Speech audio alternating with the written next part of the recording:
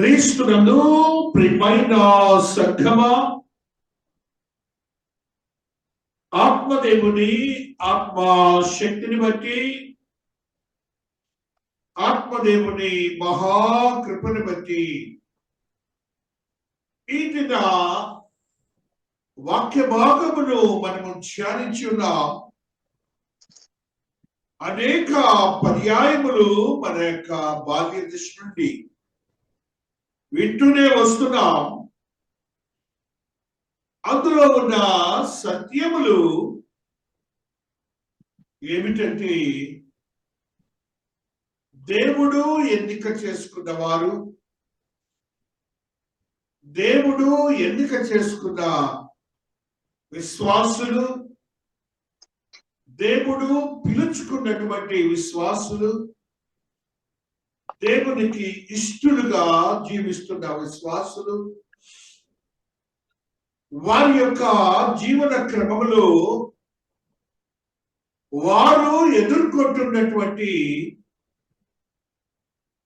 కొన్ని సమస్యలు,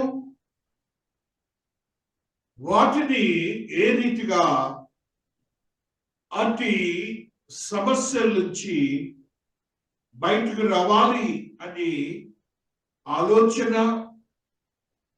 ఇవన్నీ కూడాను మనకు తెలిసినవే. అయితే దేవుడు ఈ దినాన మనతో మాట్లాడుతున్న మాటలు ఏంటంటే, పిలుచుకున్నటువంటి భక్తుని జీవితానికి మనం గనక పోల్చి చూసినట్లయితే, మనము ఏ మాత్రము not fitting to the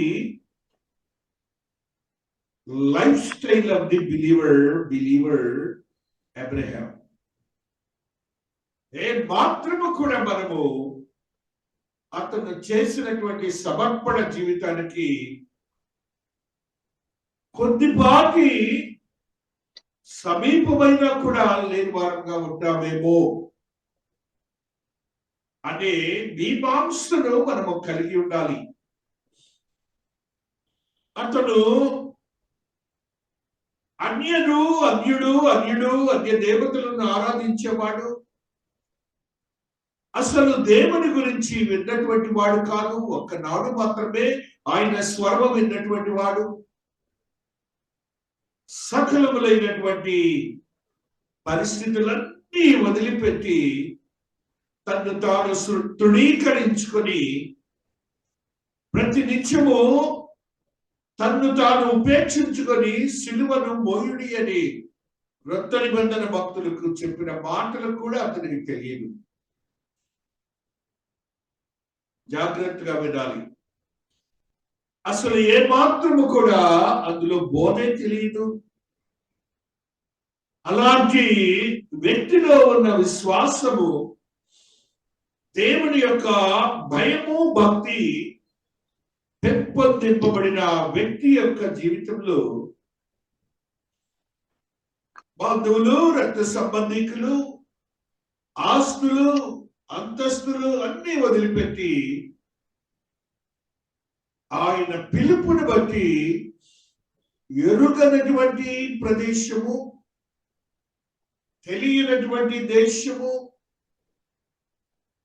ప్రయాణించమని చెప్తే ప్రయాణించాడే. ఆ స్థితిలో మనం ఎంతవరకు ఆయనకు సమీపంగా ఉన్నాం? A question had been put by Holy Ghost today. ఒక పెద్ద ప్రశ్నను పరిశుద్ధాత్మ దేవుడు మనతో వేస్తున్నారు. మనము ఏ రీతిగా మన జీవితాల్ని ఆ సంపూర్ణతలోనికి నడిపిస్తున్నాం? ఆ స్థితిలో ఉన్న వ్యక్తి గర్భఫలము గురించి కూడా మహాదేవుని అర్థించాడు, ప్రార్థించాడు. క్రొత్తగా వచ్చాడు దేవుడిలోనికి. రోజులు గడుస్తున్నాయి, సంవత్సరాలు గడుస్తున్నాయి. ఆయనలో ఒక నమ్మకము మాత్రము వదలట్లేదు. కాలము గతిస్తుంది కానీ విశ్వాసం ఎదుగుతుంది, కానీ ఆయనలో భక్తి తత్పరత తగ్గటలేదు. ఇది కూడా గుర్తుపెట్టుకోవాలి. మనము ఆ మహాదేవుని యొక్క ఆశీర్వాదకరమైన స్థితిని ఏ రీతిగా పెంపొందించుకోలేకపోతున్నాం. ఈ 3 సంఘటనలు దేవుడు ప్రేమించి 25 సంవత్సరాల కాలము ఒక పరీక్ష చేశాడు. ఆ పరీక్షలో కూడా నెగ్గాడు. 30 సంవత్సరాల కాలం, 33 సంవత్సరాల కాలము కుమారుని యొక్క ఆత్మీయ జీవితాన్ని చూసి సంతోషించే స్థితిని ఇచ్చారు. కుమారునితో సత్సంబంధములు ఏర్పడి ప్రేమాభిమానములు పెంచుకునే స్థితిని కూడా ఇచ్చాడు దేవుడు. అయితే నీ కుమారుని నాకు బలి ఇవ్వమని దేవుడు అడిగిన సంఘటన ఇక్కడ ఇంకో పరీక్ష. ఆయన యొక్క క్రియలు ఎలా ఉంటాయి మన జీవితాల్లో, మనము ఎలాగో ఆయన వలె ఉంటున్నాం, మన యొక్క జీవన క్రమంలో సాటి అయినటువంటి వారిగా ఉంటున్నామా, మనకు మనముగా హెచ్చింపబడినటువంటి జ్ఞానవంతమైన విశ్వాసులుగా, దేవునికి విరోధమైన విశ్వాసులుగా జీవిస్తున్నామా? That God is putting a question to us. ఏమైనా ఆయన పరీక్ష నుండి, ఆయన శోధన నుండి, ఆయన కొరకు ఏర్పరచుకున్న జనాంగం నుండి, మరి ఇవన్నీ కూడాను మనకి కూడా వర్తిస్తాయి. మనము కూడా ఆయన లాంటి మనుషులమే. ఆయన లాంటి మనుషులను ప్రేమించే దేవునే మనము కలిగి ఉన్నాం. మన యొక్క భావోద్రేకాలు ఎలాగున్నాయి దేవుని యొక్క భక్తితో? God is completely putting a faithful answer from you. ఒక సమాధానాన్ని ఈ దినాన నీ కుటుంబ ప్రార్థనలో, నీ వ్యక్తిగత ప్రార్థనలో అడుగుతున్నాడు. నీ సమాధానం ఏమయ్యన్నది దేవునితో పోరాడి అడుగు. ఆయనకి ఇచ్చినటువంటి ఆశీర్వాదాలు నీకు దేవుడు ఇవ్వటానికి వెనుకాడబోవటం లేదు. ఆయన మంచి దేవుడు. ఈ యొక్క పరీక్ష దేని గురించి? నీ పాపము గురించి కాదు, నీ యొక్క భయము భక్తి గురించి. దేవుని యందు భయము, దేవుని యందు భక్తి గురించి ఎంత బాగానే ఉన్నాడు. అయినా ఏ రెండు ఆయనకి మరలా పరీక్షకు అవసరమయ్యాడు.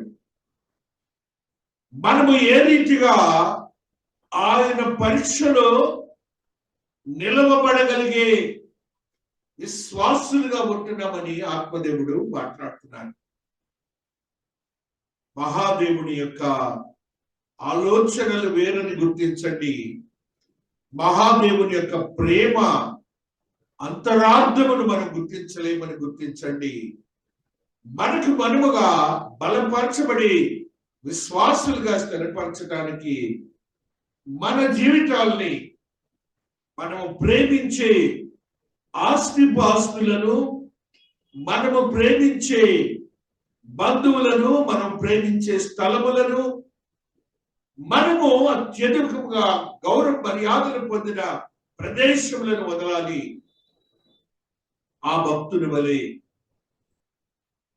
క్రొత్త వారిగా పయనించి ఆయన చెప్పిన ప్రదేశంలో ఉండాలి. ఆ రీతిగా నీ విశ్వాసం ఉందా? అడియును గాక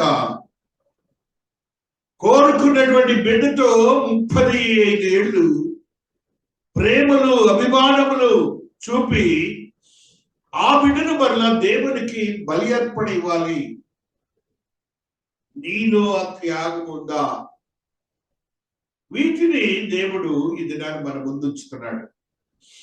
అనగా మనకి ఇన్ని సమస్యలతో కూడిన మాటలు దేవునితో లేవు, కానీ మనకున్నటువంటి కుటుంబ జీవితాలను బట్టి, వ్యక్తిగత జీవితాలను బట్టి మనకు దేవుడు అనేకమైన ప్రశ్నలతో, సమస్యలతో మనలను కూడా పరీక్షిస్తూ వస్తున్నారు. నువ్వు ఎంతవరకు నెగ్గగలుగుతున్నావు? నువ్వు ఎంతవరకు దేవునికి ఇష్టడుగా ఉంటున్నావు?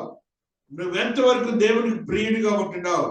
నువ్వు ఎంతవరకు రేపు అబ్రహాము వలె దేవుని కుడి పార్శ్వం నుండి యోగ్యతను, పరమను సంపాదించుకుంటున్నావు?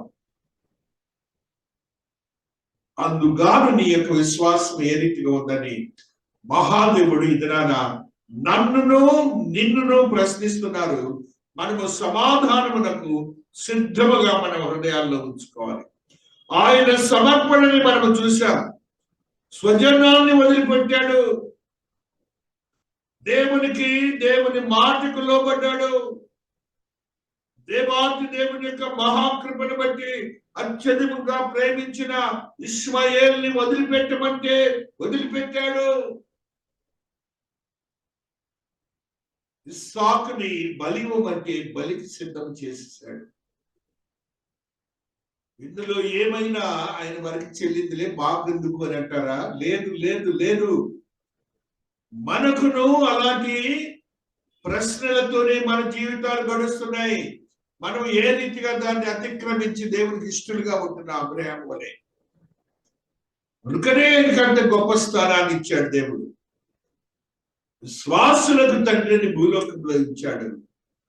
అదే రీతిగా దేవుని యొక్క ఆత్మీయతో కూడిన పరమున ఆ నిత్య జీవములు నీతిమంతులు ఆయన యొక్క ఉండే యోగ్యతను అక్కడ కూడా తండ్రిగా ఇచ్చాడు. నీతిమంతులకు తండ్రిగా కూడా ఉన్నాడు.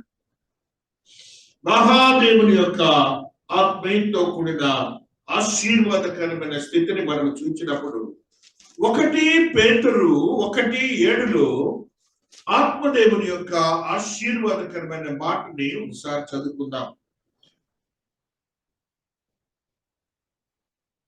1 పేతురు 1:7 ఆత్మదేవుడు మాట్లాడుతున్నామా, నశించిపోవు సువర్ణము అగ్ని పరీక్ష వలన శుద్ధపరచబడుచున్నది కదా, దానికంటే అమూల్యమైన మీ విశ్వాసము ఈ శోధనల చేత పరీక్షకు నిలిచినదై యేసుక్రీస్తు ప్రత్యక్షమైనప్పుడు మీకు మెప్పును, మహిమయు, ఘనతయు కలుగుటకు కారణమగును.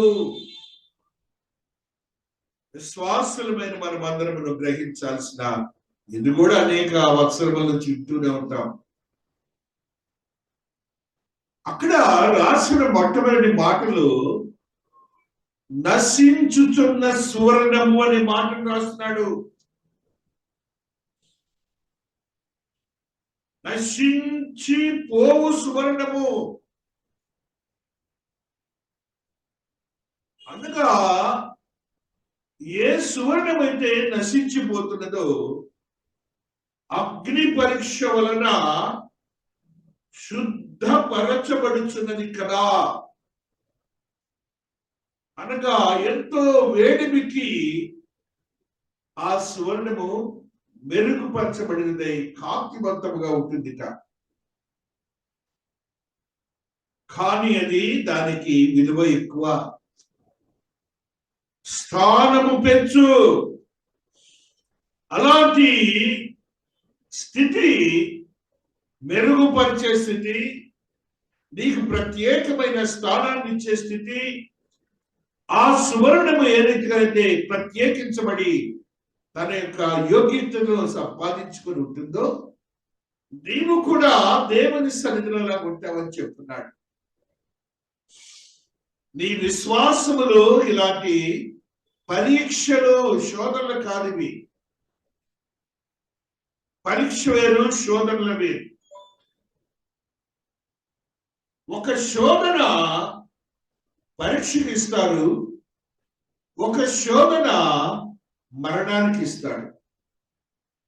ఇప్పుడు ఈ శోధనలు మనకు వస్తూ ఉన్నప్పుడు మనము ఇది పరీక్ష లేక నా మరణానికి ఇది వస్తున్నదా? దేవుడైతే శోధనల్లో యాకోబు భక్తుడు తెలియజేసే మాటకి తర్వాత చదువుకుందాం. ఈ యొక్క పరీక్షకి నీవు నిలవబడినప్పుడు, పరీక్షలో కృతజ్ఞత అయితే ఏమవుతుంది? మనకి ర్యాంకింగ్ వస్తే ఒక స్టేటస్ వస్తుంది. సువర్ణానికి ఏ రీతి స్టేటస్ ఉందో నీకు అలాగే వస్తుంది. ఇక్కడ ఏమంటున్నాడంటే దేవుడు, యేసుక్రీస్తు ప్రత్యక్షమైనప్పుడు మీకు మెప్పును మహిమయు ఘనతయు, మెప్పు ఘనత మహిమ, ఈ మూడు స్థితులు నువ్వు సంపాదించుకోవాలి. రాకడలు రాకడలు రాకడలు.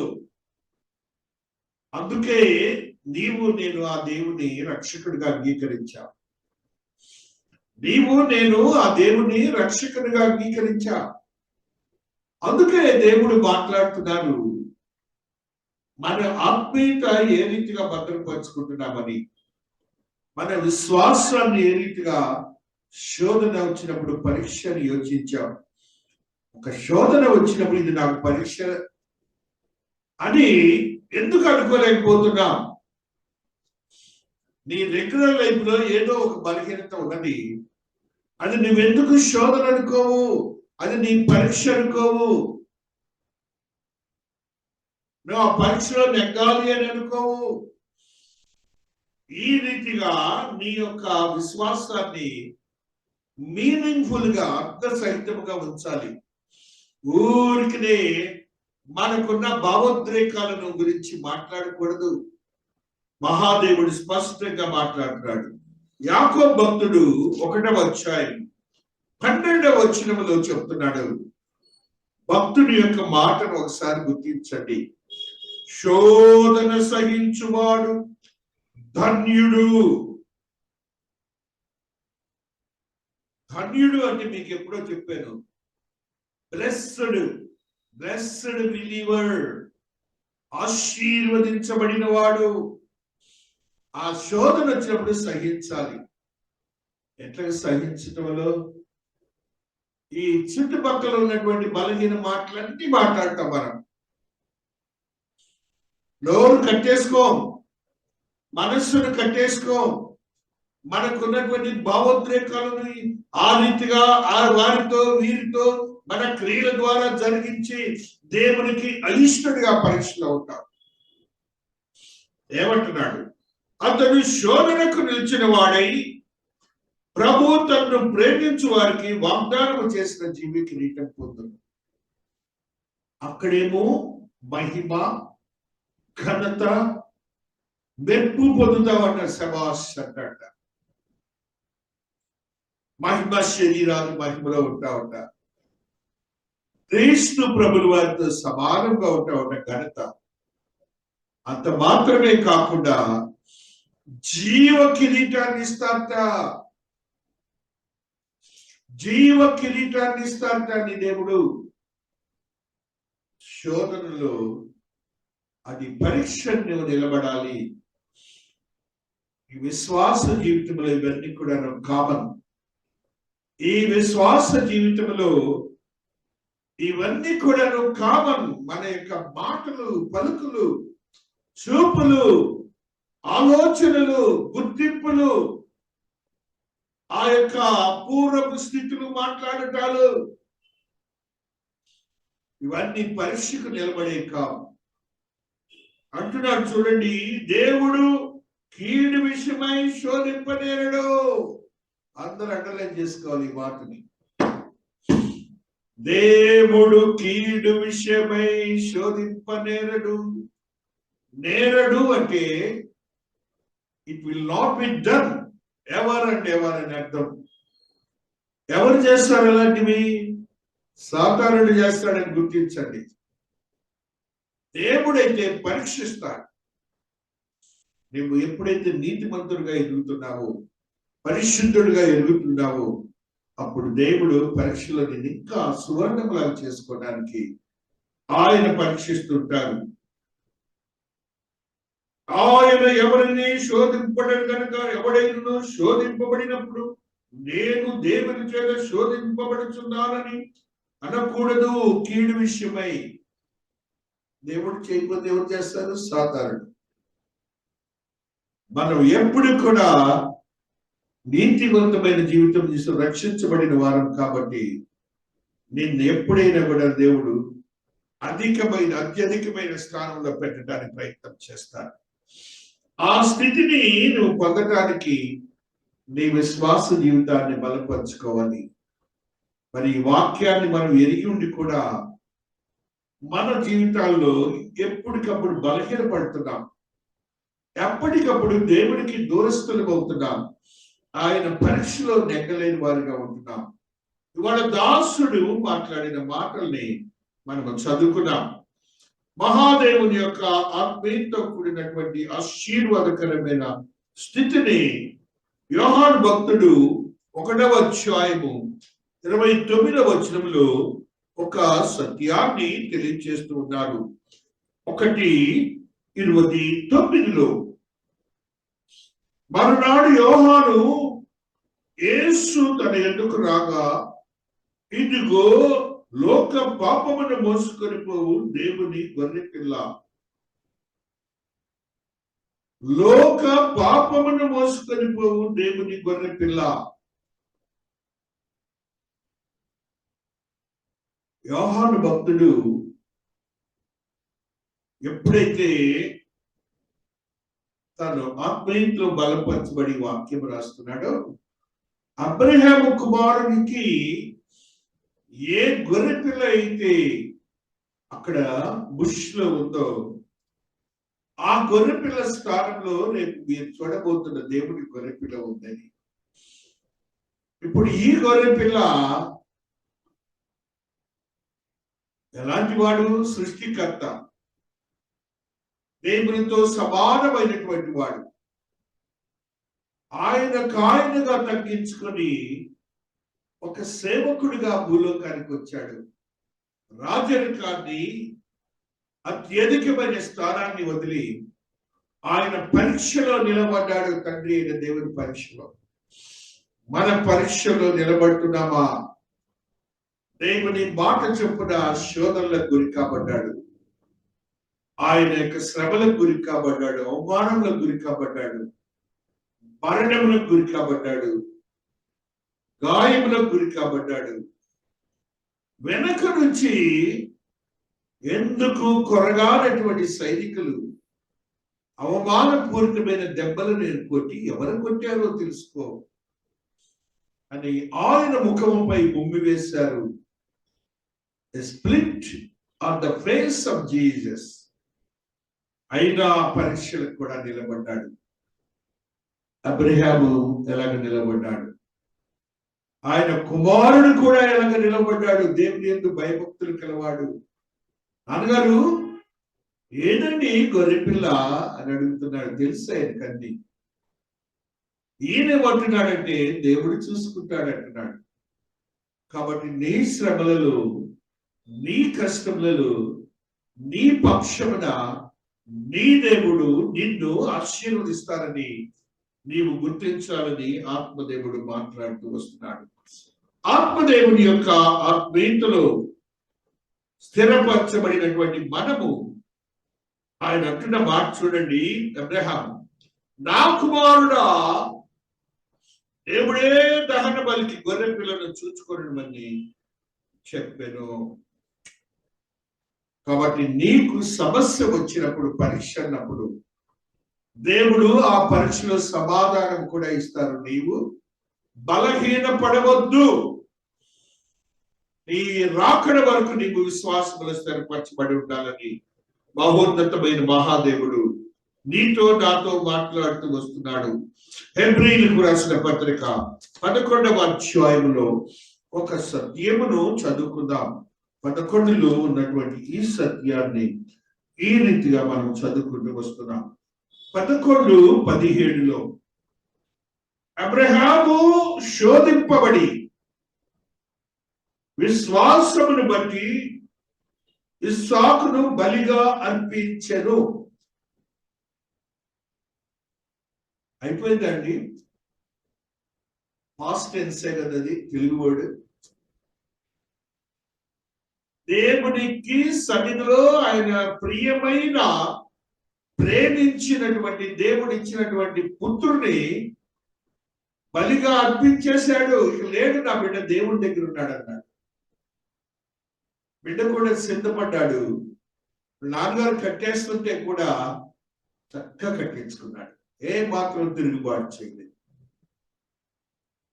ఎవడు ఆ వాగ్దానములు సంతోషముగా అంగీకరించడం సాకు వలనది నీ సంతానం అనబడును అని ఎవరితో చెప్పబడినో అబ్రహాము మృతులను సైతం లేపుటకు దేవుడు శక్తిమంతుడని ఎంచిన వాడై తన ఏక కుమారుని అర్పించి ఉపమాన రూపంగా అతని నీ మృతుల్లో నుండి మరలా పొందెను. రేపు నీ యొక్క మృతుల పునరుత్థానము గురించి విశ్వాసంతో ఉన్నాడు. నీ పునరుత్థానము గురించి నీ విశ్వాసం ఏ రీతిగా ఉన్నది? నీవు మరణించావా? ఈ లోకంలో శోధనలతో, పరీక్షలు, ఈ లోక మర్యాదల చొప్పున ఈ లోకములో ఉన్నటువంటి శరీరేచ్ఛలను త్రుంచివేసావా లేదా? రోజు ఆయన సిలువను మోస్తున్నావా లేదని విశ్వాసముతో దేవుడు ఏ రీతిగా మోసాడో నీవు మోస్తున్నావా లేదని దేవుడు అడుగుతున్నాడు. ఈ రీతిగా దేవుడు శక్తివంతుడని ఎంచిన వాడై ఏ వాగ్దానమైనా నెరవేర్చే దేవుడని ఆయన మనతో చెప్తున్నారు. మనము ఏ రీతిగా ఉంటున్నామని మహాదేవుడు మన పరీక్షల గురించి చెబుతూ వస్తున్నాడు. మహాదేవుని యొక్క ఆత్మీయతలో బలపరచబడినటువంటి మనము 1 కొరింథీ 10:5 ఒక సత్యాన్ని చదువుకుందాం. 10:5 అయితే వారిలో ఎక్కువ మంది దేవునికి ఇష్టలుగా ఉండపోయిన కనుక అరణ్యములో సంహరింపబడి వారు ఆశించిన ప్రకారం మనము చెడ్డ వాటిని ఆశించకుండానట్టు ఈ సంగతులు మనకు దృష్టాంతములుగా ఉన్నవి. జనులు తిరుటకును త్రాగుటకును కూర్చుండి ఆడుటకు లేఖలను వ్రాయబడినట్లు వారిలో కొందరి వలె మీరు విగ్రహారాధికులై ఉండకుడి. మరియు వారి వలె మనము వ్యభిచరింపకయుందుము. వారి వలె కొందరు వ్యభిచరించినందున ఒక్క దినముననే 23,000 మంది కూలిని మనము ప్రభువుని శోధింపకయుందుము. వారిలో కొందరు శోధించి సర్పము వల్ల నశించని మీరు సడగబడి, వారిలో కొందరు సడిగి సంహారకుని చేత నశించిరి. ఈ సంగతులు దృష్టాంతములుగా వారికి సంభవించి యుగాంతమందున మనకు బుద్ధి కలుగుటకై వ్రాయబడెను. అంటలకు చేసుకోండి. అన్ని కూడా విశ్వాసమును కోల్పోయినటువంటి వారందరూ ఏ రీతిగా ఉన్నారో మనం చూశాం. విశ్వాసులకు తండ్రి అయినటువంటి ఈయన ఏ రీతిగా ఉన్నాడో మనం చూసుకుంటూ వస్తున్నాం. మహాదేవుని యొక్క ఆత్మీయతలో బలపరచబడిన మన యొక్క ఆత్మీయత ఎలాగున్నదని కీర్తనకారుడు ఒక సత్యాన్ని తెలియజేస్తున్నాడు. 66వ అధ్యాయము 10వ వచనమును చదువుకుంటూ వస్తున్నాం. దేవా, నీవు మమ్మలను పరిశీలించి ఉన్నావు, వెండిని నిర్మలము చేయ రీతిగా మమ్మను నిర్మలుగా చేసి ఉన్నావు. మహాదేవుని యొక్క ఆత్మతో నింపబడిన దావీదు చెప్తున్నాడు, పరిశీలిస్తున్నాడు దేవుడు నిన్ను. అనగా నీవు దేవునితో ఏ రీతిగా ఉంటావు? ఇశ్రాయేలీయుల వలె నశించే గుణగణాలు ఉన్నాయా, లేక అబ్రహాము వలె దేవుని కొరకు స్థిరపరచబడిన విశ్వాసగా ఉంటున్నావా? A pertinent question had been put by God. A pertinent question had been put by God. ఆయన అంటున్నాడు, చూడండి, దేవుడు చూసుకుంటాడు అన్నాడుగా కుమారుడితో. నీవు కూడా నీకున్నటువంటి సమస్యల్లో ఎప్పుడైనా ఆ సమాధానం వచ్చే వరకు నీవు స్థిరముగా ఉంటే ఇక్కడ జరిగినట్లుగా నీకు జరుగుతుంది. దేవుడు తొందరపడతాడు నీకు సహాయం చేయడానికి. 12వ వచనంలో చూడండి, ఆదికాండం 22లో. అప్పుడు ఆయన అబ్రహామా అని దేవుని అతన్ని పిలిచాను దేవత పరలోకము నుండి. అందుకతడు చిత్తము ప్రభువా నేను. అప్పుడు ఆయన ఆ చిన్నవాడి మీద చెయ్యి వేయకము, అతనిని ఏమియో చేయకము, నీకు ఒక్కడే ఉన్న నీ కుమారుని నాకియ వెనుతీయలేదు కనుక నీవు దేవునికి భయపడవాడమని ఇందువలన నాకు కనబడుచున్నది. నేను మీరు అందరూ అండర్లైన్ చేసుకోండి. దేవునికి భయపడుచున్నవాడమని నాకు కనబడెను. అదే దేవుడు నీ యొక్క విశ్వాసాన్ని కూడా చూస్తున్నాడు, నీ బలహీనతలను చూస్తున్నాడు. దేవునికి ఇష్టం లేని క్రియలు నీలో ఉంటే శూన్యమండి. నేను ఎంత వాక్యాలు మీకు చెప్పిన శూన్యమే. ఏదోనే పుస్తకాలు చూసి చెప్తాడు అంటూ ఆత్మదేవుడు చెప్తున్న మాటలు ఇవి. మహాదేవుడు స్పష్టంగా మాట్లాడుతున్నారు. ఆ రీతిగా ఆత్మీయతో కూడిన స్థితిని మనం పొందుకున్నప్పుడు, ఆశీర్వాదకరమైన స్థితిని మనం పొందుకున్నప్పుడు, మనము ఆ యొక్క మాటల్లో ఉన్న సత్యాన్ని తెలుసుకున్నప్పుడు మనము ఏ రీతిగా జీవిస్తున్నాం, దేవునికి భయపడేవాడిగా ఉంటున్నావా? పాస్టర్ గారి కొద్దు, నీవు దేవునికి భయపడేది దేవుడు చూస్తాడు, ఆయన కనులారా చూస్తాడు. అదే చెప్తున్నారు ఆయన. నాకు కనబడుచున్నదని ప్రజెంట్ కంటిన్యూస్ సెంటెన్స్. నీ యొక్క జీవన క్రమం అంతా ఏ రీతిగా నీవు దేవునికి భయపడుతున్నావు అని తెలుస్తుందిట, చూస్తారట. నీకు ఆశీర్వాదాలు ఇవ్వడానికి ఆయన వెనుకాడట. అదే దేవుడి దినాన్ని మనందరితో మాట్లాడుతున్నాడు. మనలో ఉన్నటువంటి బలహీనతల్ని వదిలేయాలి. చూడండి, 2 కొరింథీ 4:1లో ఆత్మదేవుడు నాతో నీతో మాట్లాడుతున్న ఈ సత్యాన్ని తెలుసుకుందాం.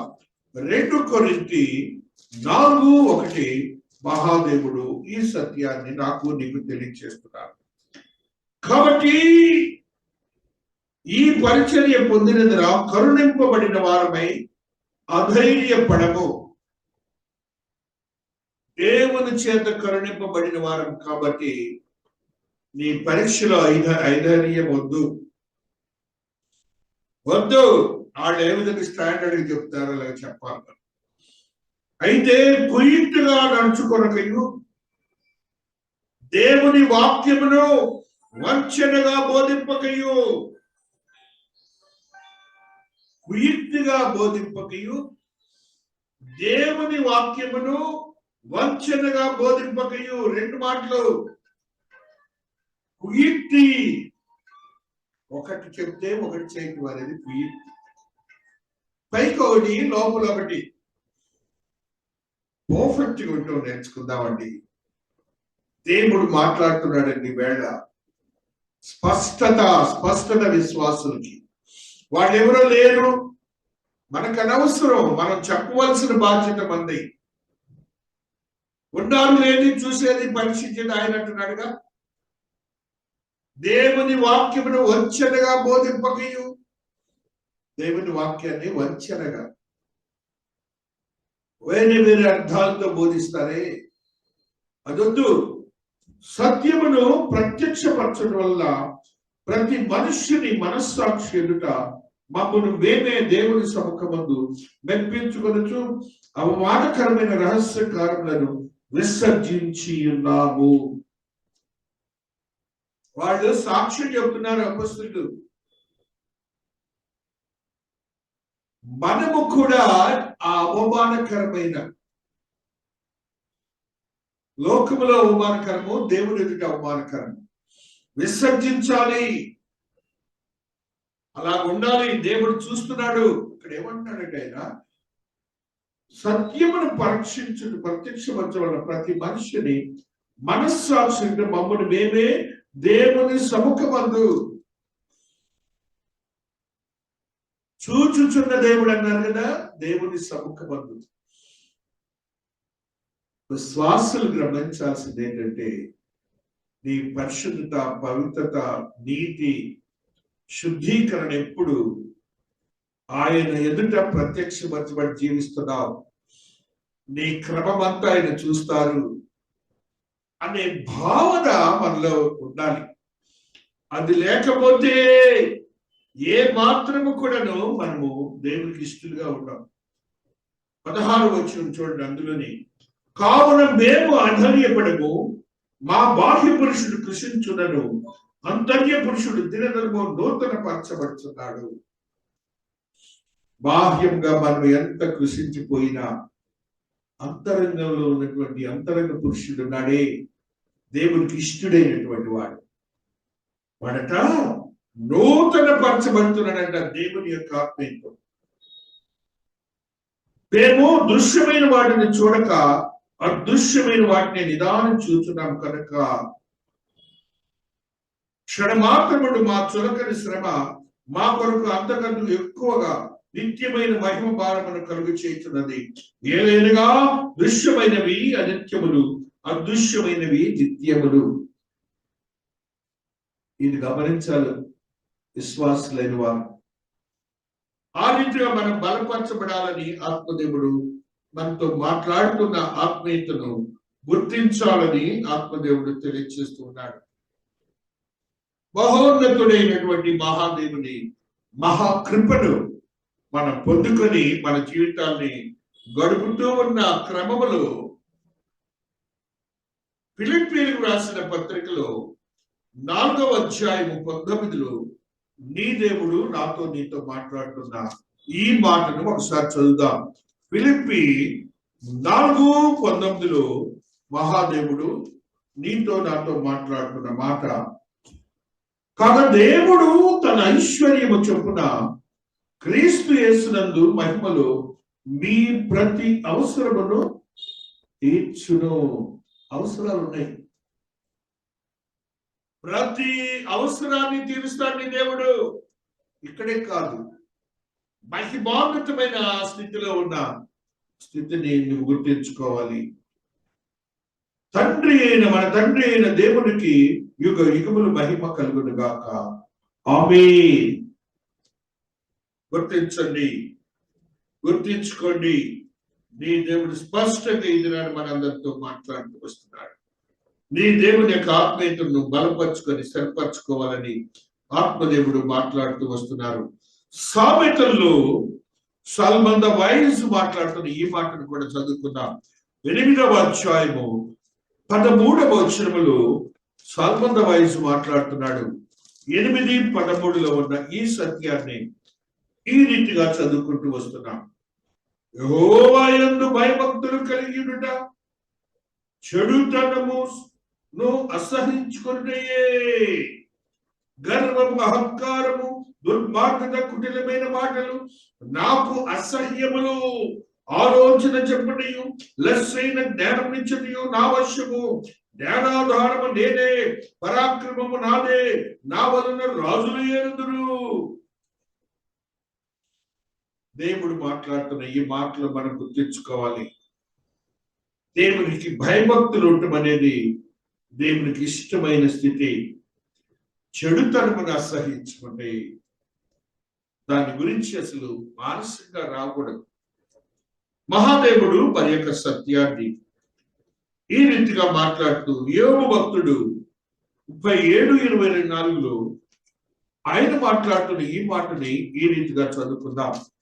37:24లో ఉన్న ఈ సత్యము ఈ రీతిగా లిఖించబడి ఉన్నది. 37:24 అందువల్ల నరులు ఆయన భయభక్తులు కలిగి ఉందురు, తాము జ్ఞానులం అనుకుని వారిని ఆయన ఏమాత్రమును లక్ష్య పెట్టడు. ఇవన్నీ మనం గుర్తించుకోవాలండి. మన యొక్క ఆత్మీయతలో ఏది గర్వము, అతిశయము ఇవన్నీ మానేయాల. అవన్నీ మారినప్పుడు దేవుని యొక్క క్రియలు ఆ యోబు భక్తుడు 1వ అధ్యాయం పరిశుద్ధాత్మ దేవుడు చూడండి ఎలా రాస్తున్నారు. ఊరు దేశమందు యోబు అని ఒక మనుష్యుడును, అతడు యథార్థవంతుడును న్యాయవంతుడినై దేవుని యందు భయభక్తులు కలిగి చెడుతనము విసర్జించినవాడు. అందుకని ఒక మనుష్యుడి యొక్క గ్రంథం ఇది.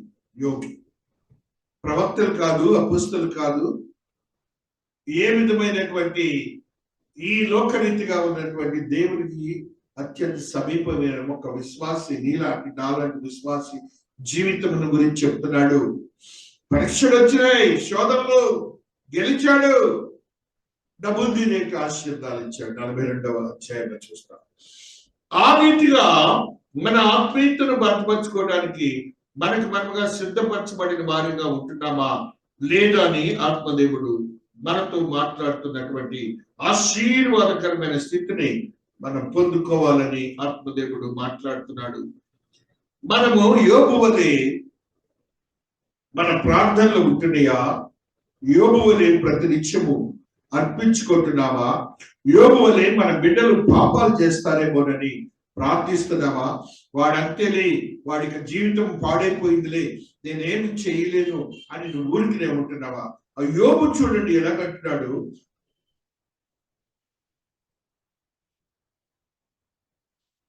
వారి వారి విందు దినములు పూర్తిగా యోబు తన కుమారులు పాపము చేసి తమ హృదయములో దేవుని దూషించలేమో అని వారిని పిలువనంపించి వారిని పవిత్రపరిచి అరుణోదయమును లేచి వారిలో ఒక్కొక్క నిమిత్తము దహన బలర్పించవచ్చును. యోబు నిత్యము అలాగున చేయుచుండెను. నీవు ఎప్పుడైనా ఆరాధనకు వచ్చినప్పుడు నీ బిడ్డల గురించి ఏమైనా వస్తున్నావా? నీ బిడ్డలు పాపం చేస్తారని వారి గురించి నువ్వు ఆరాధనకు వస్తున్నావా చెప్పి దేవునికి? అదే యోబు మనతో చెప్పేది. ప్రతినిత్యము కుమారులు గాని కుమార్తెలు గాని పిలిపించి దేవుని సన్నిధిలో వారిని ప్రార్థనలు చేసేవాడిగా ఉంటున్నాడు. నువ్వు ఎప్పుడైనా చేస్తున్నావా? మహాదేవుడు స్పష్టంగా చెప్తున్నాడండి, మనము పరీక్షల్లో నెగ్గాలి, దేవుని యొక్క ఆశీర్వాదాలు పొందాలి. ఒకరి గురించి చెప్పడమే కాదు, మనల గురించి కూడా దేవుడు చూస్తున్నాడని మరి ఒకరు చెప్పే స్థితిలోనికి మనం ఎదగాలి. ఆయన పర్వాలేదు, అవును, నీవు కూడా అదే కదా, నీవు కూడా వారికంటే తక్కువ కాదు కదా. ఆ స్థితిని గమనించి నీ జీవితాన్ని బలపరచుకోవాలని ఆత్మదేవుడు ఈ దినాన మనతో ఈ సత్యాలని చెప్తున్నాడు. ఈ మాట చదువుకొని ముగించుకుంటున్నాం. రోమీలకు రాసిన పత్రిక 12వ అధ్యాయము 17వ వచనముని చదువుకొని మన ఆత్మీయతను బలపరుచుకుందాం. దేవునికి ఇష్టలుగా ఉందాం, దేవుని భయభక్తులు కలిగిన వారిగా ఉందాం. మహాదేవుని యొక్క శక్తిని ఆ రీతిగా పొందుకుంటూ వస్తున్నాం. కీడుకు ప్రతి కీడెవరికి చేయవద్దు. మనుషులందరి దృష్టికి యోగ్యమైన వాటిని గురించి ఆలోచన కలిగి ఉండి, శక్యమైతే మీ చేతనైనంత మటుకు సమస్త మనుషులతో సమాధానముగా ఉండి, ప్రియులారా మీకు మీరే పగ తీర్చుకొనక దేవుని ఉగ్రతకు చోటీయుడి, పగ తీర్చుట నా పని, నేనే ప్రతిఫలమునిత్తునని ప్రభువు చెప్పుచున్నాడని వ్రాయబడి ఉన్నది. మహాదేవుని యొక్క ఆశీర్వాదకరమైన మాటల్ని మనం గుర్తించుకొని దేవునికి ఇష్టలుగా ఉందాం. దేవుని ఈ క్రియలన్నీ అబ్రహాం చేశాడు. దేవునికి ఇష్టడుగా ఉన్నాడు, దేవుడు చూస్తున్నాడని విశ్వసించాడు. మనము కూడా అదే విశ్వాసంతో జీవిద్దాం. దేవుడు ఈ పరిశుద్ధ వాక్యమును దీవించి ఆశీర్వదించుగాక. ఆమేన్.